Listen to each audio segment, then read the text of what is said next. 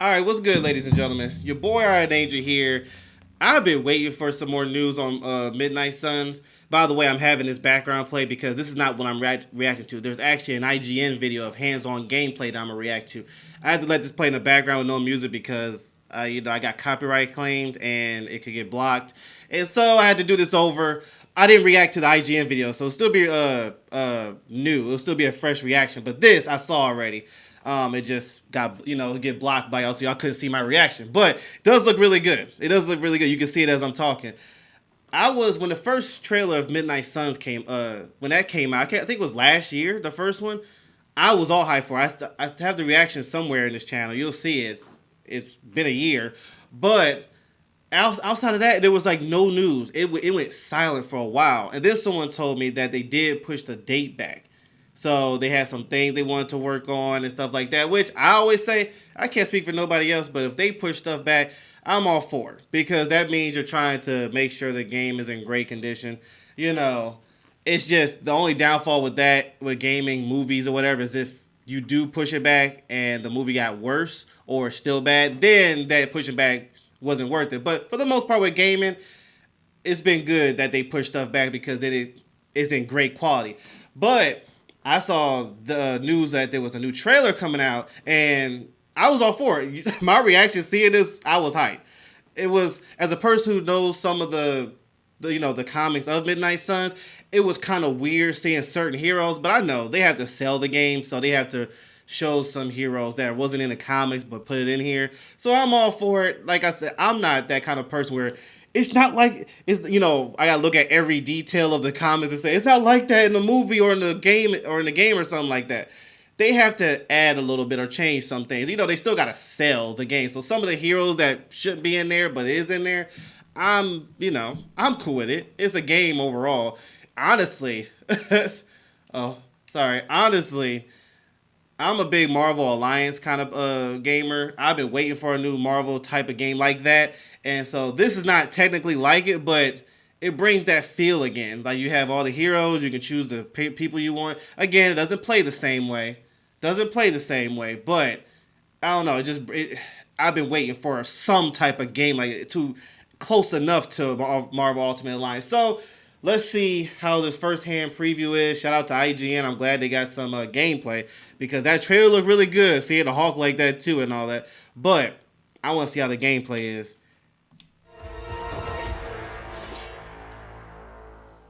I was a bit blindsided by the news that the team behind XCOM 2 was working on a Marvel Tactics RPG with a card-based battle system.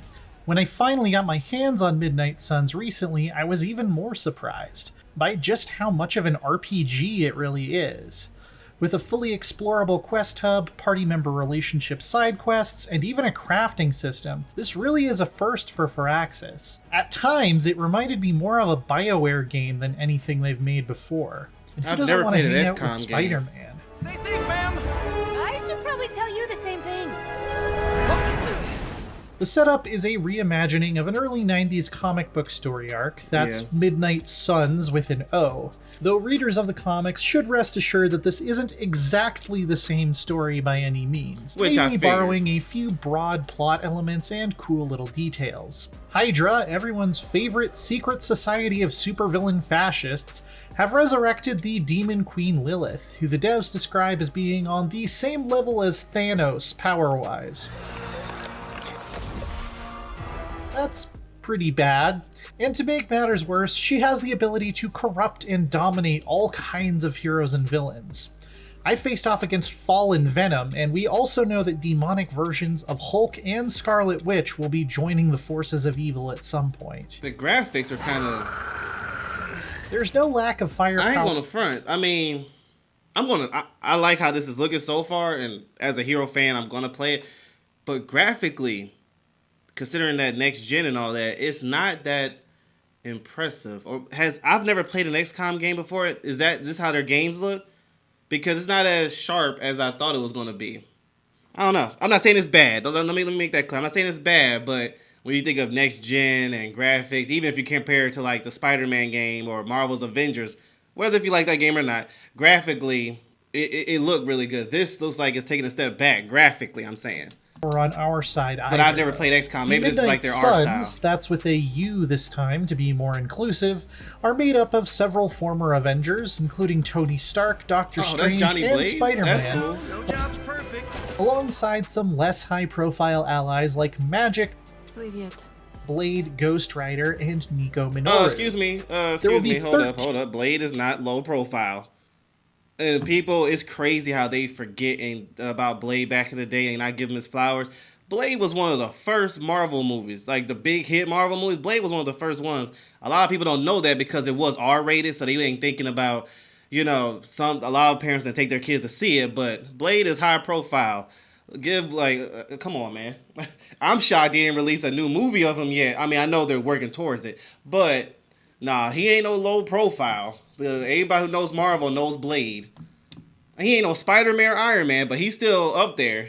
Suns, that's with a U this time to be more inclusive, are made up of several former Avengers, including Tony Stark, Doctor Strange, and Spider-Man, No job's perfect. alongside some less high-profile allies like Magic, Blade, Ghost Rider, and Nico Minoru. There will be 13 playable heroes at launch, one of which is yet to be revealed. But the most interesting of them all is your player avatar, a customizable new superhero known as the Hunter.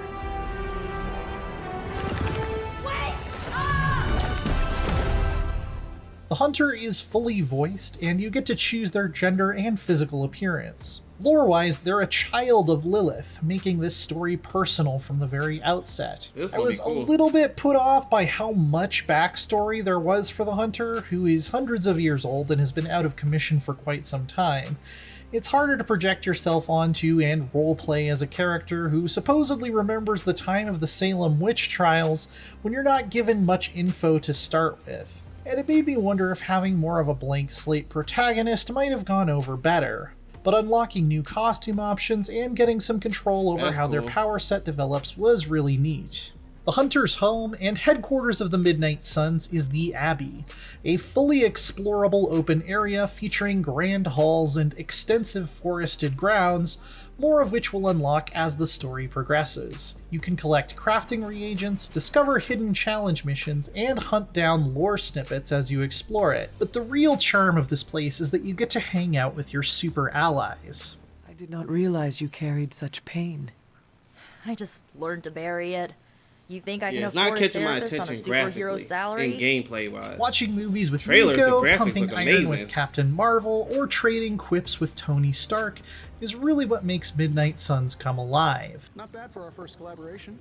It masterfully captures the feel of those downtime pages in a Marvel book on which the heroes are just chilling together. And while the tone of the dialogue sometimes clashes with the supernatural horror of the main plot, Firaxis described it as Saturday morning cartoon inspired, and it rarely strays outside the bounds of a PG rating.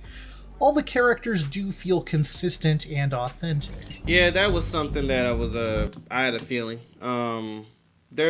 Midnight Suns, it was a very dark comic from my remembrance. Like I said, it's been a while, but it wasn't mature. It wasn't The Boys or like Watchmen, but it did have a horror feel for it wasn't something for little kids to, read. It was some scary stuff and so on and so forth. But back to my point, I had a feeling that in the game, like I said, at first they're a business, so they're looking to sell for all ages. So like he said, it rarely went past the PG rating. I'm not surprised. Do I like that? I'll have to see when I play.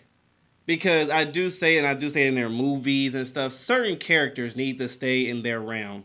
When you make it too kiddie, it messes up the character. There's certain Marvel characters you can be that way, but certain other ones, like Blade, for example, Ghost Rider, characters like that, even Moon Knight. Like, when I watched the Moon Knight show, I was... it has some good moments, but a lot more. It was disappointing. Like, when you read the Moon Knight comics, and like I said, it don't have to be everything to the T like the comics, but the feel of the character didn't feel like Moon Knight. Like, when you see the Deadpool movies, you're like, oh, that's Deadpool. But imagine putting Deadpool in the PG territory. even a PG-13, it would just wouldn't be the same. Blade too, Blade as well. Ghost Rider. Like, I liked that they made the movies, but it outside of a couple moments, it was overall nerfed, to please a whole audience. I'm personally not the biggest fan, but I can deal with it. I'll put it that way. I can deal with it without sitting there, oh my goodness, it's always PG. I ain't gonna do that. I'm not that kind of person to sit there and complain all day. But if it was my way, I would keep it the way it is. But the fact he said it's barely strayed away from the PG, I'm not shocked. Marvel's been trying to bring everybody in. So hopefully when Blade comes out and Ghost Rider and Deadpool 3 with their movies, they don't do that. A lot of us who are kids reading the comics and watching the cartoons, we're grown now. We want something for us too. So yeah, I'm not shocked. Together. And while the tone of the dialogue sometimes clashes with the supernatural horror of the main plot, Firaxis described it as Saturday morning cartoon inspired, and it rarely strays outside the bounds of a PG rating, all the characters do feel consistent and authentic. I'm not surprised. The reward for spending time with the Sons isn't just strong voice acting either. You can eventually level up your friendship with each hero, which unlocks new options for them in combat, and eventually, snazzy, thematically appropriate new team costumes. You won't be able to be best buds with everyone in a single playthrough, though. There isn't enough time, and some of them might just not like you. Magic, the person, wasn't a big fan of my insistence on the irresponsible use of magic, the dangerous force. So you'll need to be a bit picky about who's in Blade's your one of my circle. favorite characters in the Marvel Once you universe. head out I'm to kick definitely some choosing him. supervillain posterior, Blade and Ghost you'll be Rider introduced and probably to the Wolverine. unique Those and are my deceptively top deep tier Marvel card-based heroes. battle system. Every hero has a deck comprised of 4 attack and 4 support cards, which can be collected, leveled up, and swapped out as you choose. You bring 3 heroes to each mission and draw a number of cards from all of their decks each turn. You always have a set number of cards you can play per turn, but this means you might draw all Iron Man cards on a given turn and thus give Tony the opportunity to gloat later that he did all the hard work. It's going to be something to get used to. I've never played an XCOM game.